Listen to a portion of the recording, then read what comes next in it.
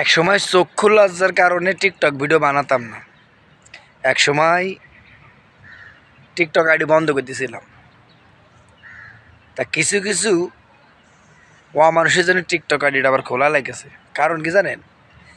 এরা মানুষের পিছনে আঙ্গুল দিয়ে বেড়ায়।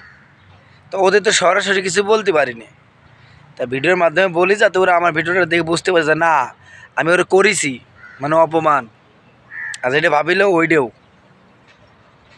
আর টিকটকে অনেক সময় মানুষ বেশি থাকে, অনেকে দেখে, অনেকের সামনে ভিডিওটা যাবে।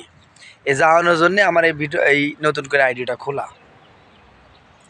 যারা অন্যের গোয়া আঙ্গুল দিয়ে বেড়ায়, ওদের গোয়ার ভিতরে উট পাখির ডিম আছে না, ওইটা সেদ্ধ করে দেওয়া লাগবে, যাতে যতখানিক যায় ততখানিক যেন জলে।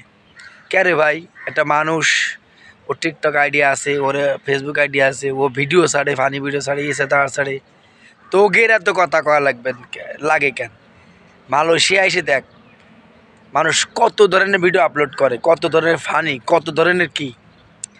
তো এরা মানুষ না? না একমাত্র তোরা বাঙালিরা খালি মানুষ? টিকটক ভিডিও আপলোড করলে সে পাগল, টিকটক ভিডিও আপলোড করলে সে মেন্টাল? হ্যাঁ,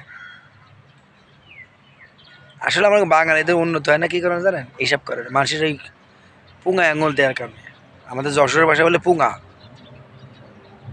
আর শুদ্ধ ভাষা, আরও শুদ্ধ ভাষা বলে হচ্ছে পাশা। ওই পাশায় আঙুল না দিলে আমাদের বাঙালিদের পেটে ভাত হজম হয় না। মানে শয়তানে যেমন সারাদিন কাজ কয়টা করে আসলো, খারাপ কাজ, দিন শেষে হাজিরা দেওয়া লাগে, আমাদেরও বাঙালিকে সেম তাই।